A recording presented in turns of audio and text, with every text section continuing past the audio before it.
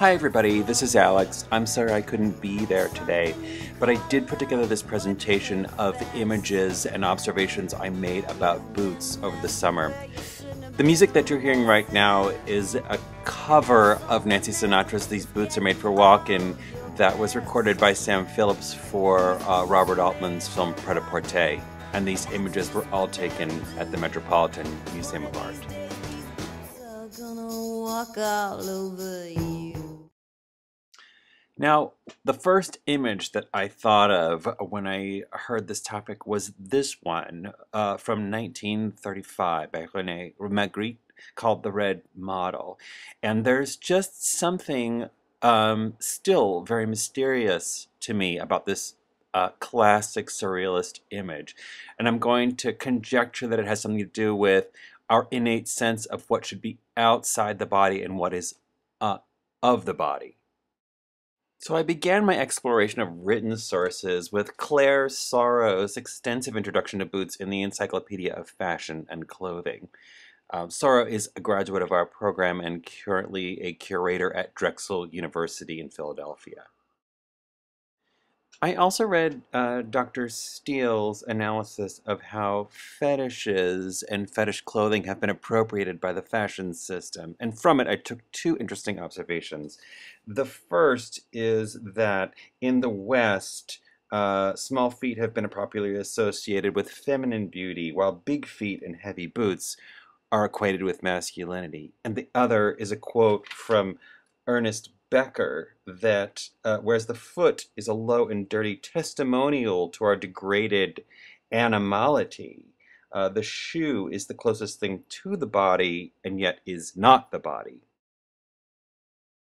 Dr. Steele's observation about gender put me in mind of this anti-fashion image of a dress reformer from 1862. Now, the dress is decidedly, deliberately out of fashion, and we'll have to take Severa's word for it that the woman is wearing boots, not, quote, the insubstantial shoes then in favor. Dr. Steele's comment also put me in mind of the work of the illustrator Tom of Finland, and the boots that you see in these images are just incredibly, aggressively masculine, but I would encourage you to see something dandyish in them too. Not just the boot, but the entire image is so perfect, and then the boots themselves are not so unlike the Wellingtons or Hessians that Beau Brummel and his pals wore. And then to be playful, I also included this image of Prada's women's wear boot that I took surreptitiously at the Met. So I went to the Met not just to see how 19th and 20th century boots were displayed, but how the foot in general was treated in exhibitions.